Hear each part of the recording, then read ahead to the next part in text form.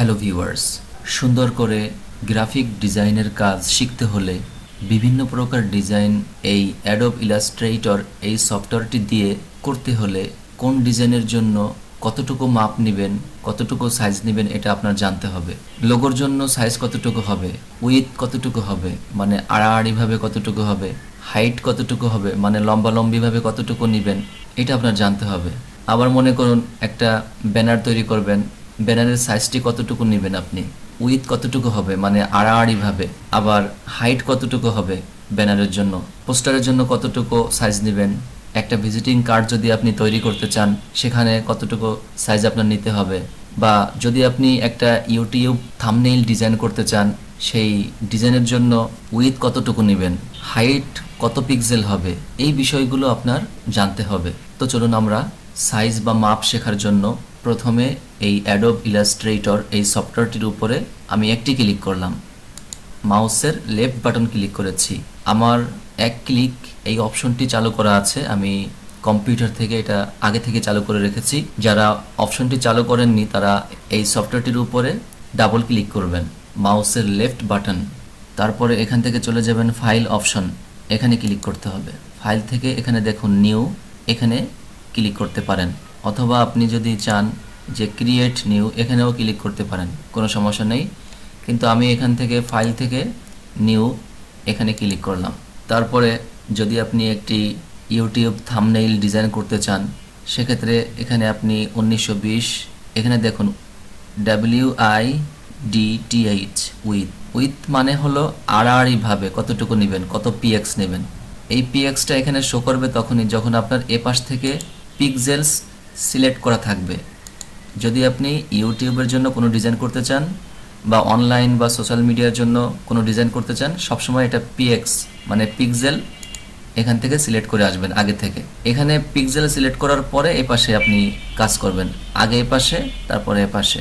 YouTube thumbnail design করার জন্য আপনি এখানে 1920 আর নিচে হাইট মানে লম্বালম্বিভাবে কতটুকু নেবেন, উপর নিচে 1080 নিতে পারেন। আবার এখানে আরেকটি সাইজ নিতে পারেন 1280 আর নিচে দিবেন 720, এখানে ডাবল ক্লিক করবেন করে 720 লিখবেন, এই সাইজটিও নিতে পারেন। তারপরে এখানে ক্রিয়েটে ক্লিক করবেন, এখানে RGB এটা সিলেক্ট করা থাকতে হবে। যদি এখানে CMYK এরকম থাকে আপনারা এখানে ক্লিক করে RGB এটা সিলেক্ট করে দিবেন। আর যদি একদম ক্লিয়ার চান, অনেক সময় একদম ক্লিয়ার দিলে সাপোর্ট করে না, সেক্ষেত্রে এখানে 300 থাকবে। যদি মিডিয়াম দিতে চান 150। তো আমি একদম ক্লিয়ারের জন্য এখান থেকে 300 এটা ক্লিক করলাম। তারপরে এখানে ক্রিয়েটে ক্লিক করবেন, দেখুন এখানে একটি সাইজ চলে এসেছে। তো অ্যাডোব ইলাস্ট্রেটর এই সফটওয়্যারটির ক্ষেত্রে একটি সাইজ নেওয়ার পরে আবার একটি সাইজ নিতে হয়, একটা সাইজ নেওয়ার পরে আরেকটি ব্যাকগ্রাউন্ড দিতে হয়। এই ব্যাকগ্রাউন্ডটি না দিলে আপনার লেখাটা যতটুকু লিখবেন বা যতটুকু ডিজাইন করবেন ততটুকু দেখতে পাবেন, সম্পূর্ণ দেখতে পাবেন না। যদি এটার উপরেই আমরা ডিজাইন করতে শুরু করি তাহলে ডিজাইনটি সুন্দর হবে না। এরকম একটি সাইজ নেওয়ার পরে আবার ঠিক এই সেম সাইজটি অ্যাডোব ইলাস্ট্রেটরের ক্ষেত্রে নিতে হয়। সেজন্য এটার নাম হলো রেক্ট্যাঙ্গেল টুল।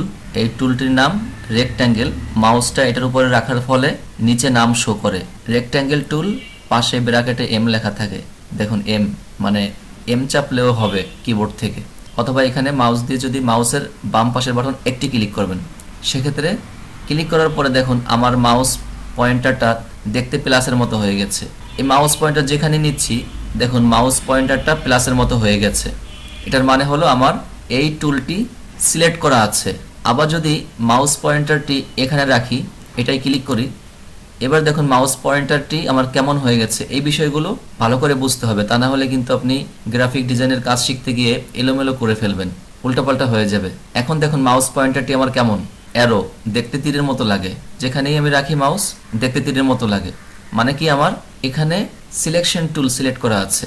তো এই সিলেকশন টুলের শর্টকাট কি হবে, শর্টকাটটা যদি আপনি করতে চান কিবোর্ড থেকে সেক্ষেত্রে V চাপবেন, দেখুন V শো করেছে, সিলেকশন টুল ব্র্যাকেটের মধ্যে V মানে এটা শর্টকাট কি হবে, V হবে। আবার যদি দেখুন এখানে যদি আমি মাউস পয়েন্টার বা মাউস কার্সারটি নিয়ে যাই, এখানে ক্লিক করি, এবার দেখুন আমার মাউস কার্সার বা মাউস পয়েন্টারটি কেমন হয়ে গেছে, দেখতে কলমের মতো, মানে আমার পেন টুল সিলেক্ট করা আছে। এই বিষয়গুলো আপনার খেয়াল রাখতে হবে যে কি টুল সিলেক্ট করা আছে। এটা না দেখে যদি কাজ করতে যান তাহলে কাজ সম্পূর্ণ এলোমেলো বা উল্টাপাল্টা হয়ে যাবে। তারপরে যে কথা বলছিলাম, প্রথমে আপনি এই রেক্ট্যাঙ্গেল টুলের উপরে একটি ক্লিক করবেন। একটি সাইজ নেওয়ার পরে আবার একটি সাইজ নিতে হবে, সেজন্য এই টুলের উপরে একটি ক্লিক করে আবার এখানে মাঝে একটি ক্লিক করবেন। এখানে দেওয়া আছে 100 px মানে 100 পিক্সেল। আপনি করবেন কি, এখানে আবার দিবেন 1280, এখানে দিবেন 720, এখানে ওকেতে ক্লিক করবেন অথবা কিবোর্ড থেকে এন্টার প্রেস করতে পারেন, এন্টার চাপলেও একই কথা। তারপরে এখানে একটি ক্লিক করবেন হরিজেন্টাল অ্যালাইন সেন্টার, তারপরে এখান থেকে ভার্টিক্যাল অ্যালাইন সেন্টার এখানে ক্লিক করবেন। তারপরে ক্লিক করার ফলে ঠিক ওই সাইজের উপরে আরেকটি ব্যাকগ্রাউন্ড আমাদের নেওয়া হয়ে গেল খুব সহজে। এখানে রেক্ট্যাঙ্গেল টুলের উপরে ক্লিক করে যদি আমরা এভাবে নিতাম, এরকম নিতাম, অনেক সময় হয় কি যে এই পাশে ফাঁকা রয়ে যায়। এরকম নিতে গেলে দেখা যায় এক পাশে একটু ফাঁকা রয়ে যায়, এক পাশে একটু বেশি হয়ে যায়, কম হয়ে যায়। এখন যদি আমি এটার উপরে ডিজাইন করি, কোনো ছবি এনে কোনো টেক্সট লিখে, তাহলে ডিজাইনটি সুন্দর হবে একটা ইউটিউব থাম্বনেইল ডিজাইন করার জন্য। এবার যদি আমি এখান থেকে কেটে দেই, তারপরে নো এখানে ক্লিক করলাম। আমি যদি চাই আবার ফাইলে যাব, ফাইল থেকে নিউ, তারপরে যদি আমি একটি লোগো ডিজাইন করতে চাই, এখানে লিখলাম 512, নিচেও আমি লিখব 512। এই পাশে পিক্সেল সিলেক্ট করা থাকতে হবে। তারপরে আপনি এখানে ক্লিক করবেন ক্রিয়েটে। এবার দেখুন লোগোর সাইজ কেমন হয়, চারপাশে সমান সমান হবে, মানে স্কোয়ার সাইজ লোগোর জন্য। সাধারণত লোগোর জন্য 512 টু 512 অথবা 600 টু 600, এভাবে আপনি লোগোর সাইজ নেবেন। এরকম সাইজ নেওয়ার পরে আবার ঠিক এখানে একটা রেক্ট্যাঙ্গেল টুলে ক্লিক করে মাঝে আবার একটি ক্লিক করবেন, এখানেও লিখবেন 512, যেটা আগে লিখে এসেছেন ঠিক সেম এখানেও লিখবেন 512। তারপরে ওকে ক্লিক করলাম, আবার এখানে একটি ক্লিক করবেন, এখানে একটি ক্লিক করবেন। এটা আমরা ব্যাকগ্রাউন্ড দিলাম। যদি আমরা এই ব্যাকগ্রাউন্ডটি কালার করতে চাই, দেখুন এই ব্যাকগ্রাউন্ডটি সিলেক্ট আছে, এখানে দেখুন চারপাশে একটা ফোটা ফোটা ফোটা ফোটা আছে, মানে সিলেক্ট আছে।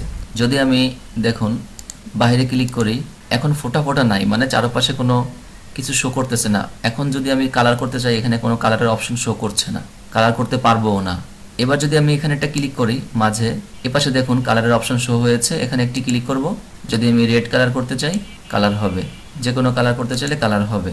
তো এরকমভাবে সাইজ আপনারা নেবেন। আবার যদি এখান থেকে কেটে দেন, কেটে দিয়ে নোতে ক্লিক করবেন। আবার যদি ফাইলে যান, ফাইল থেকে নিউ, যদি আপনারা কোনো ব্যানার পোস্টার তৈরি করতে চান অথবা ভিজিটিং কার্ড, এখানে লিখবেন সাইজ, এখানে লিখবেন, লিখে এখানে ক্রিয়েটে দিয়ে আপনারা দেখবেন যে সাইজটা কেমন দেখতে লাগে। তো যে সাইজটি আপনার পছন্দ ওই সাইজটি আপনি এখানে এসে লিখলেই আবার সাইজটি আপনি পরিবর্তন করতে পারবেন। তো ভিউয়ার্স, ভিডিও ভালো লাগলে অবশ্যই সাবস্ক্রাইব দিবেন, লাইক দিবেন, সুন্দর সুন্দর কমেন্ট করবেন। যদি ভালো কমেন্ট করেন তাহলে সুন্দর ভিডিও বানাবো আপনাদের জন্য, আর ভালো কমেন্ট না করলে কিন্তু আপনারা ভিডিও পাবেন না। আসসালামু আলাইকুম ওয়া রাহমাতুল্লাহ।